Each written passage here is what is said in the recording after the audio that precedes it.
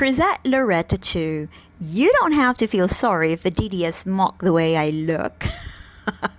I've survived far worse than that. Isa pa, I'm not here for a beauty contest anyway. Also, whenever people mock me for such a lame reason, it simply exposes their shit, not mine. Oh, and you're so bothered by my accent that comes and goes. 헐, 나 같은 사람 본 적이 없구나. 그래? 자, 이게 설명할게. 내가 한국말로 할 때는 이렇게. And whenever I speak to myself or I'm in my classes, whenever I don't feel the need to tone down for a particular audience, this is how I sound. Pero pag binisaya, hastang bisda ka pod. Kay bisan pag magkinaunsa, bisayang bindaon manjud ko nga naay dugong waray sa akong inahan. And whenever I feel the need to sound neutral, this is how I sound. At sa maraming pagkakataon, narinig niyo naman ako magtagalog.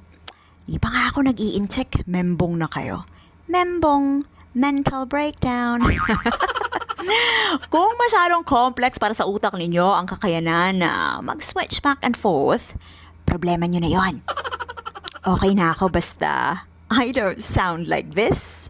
Imagine Duterte not coming home alive. How do the Filipino, what does Manila think? 이거 너무 웃긴다, 진짜.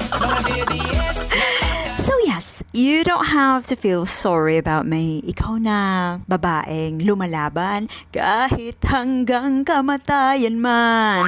Para sa matandang malibog na naniniwalang hanggang kipay lang ang halaga ng mga babaeng tulad mo. Di lang daw mo patyon. Pusilon mo bisong. Wala na bisong, wala na may silbi. At nang aaway ka pa ng mga babaeng pinaglalaban lang naman ang respeto para sa kababaihan na katulad mo rin. Your life.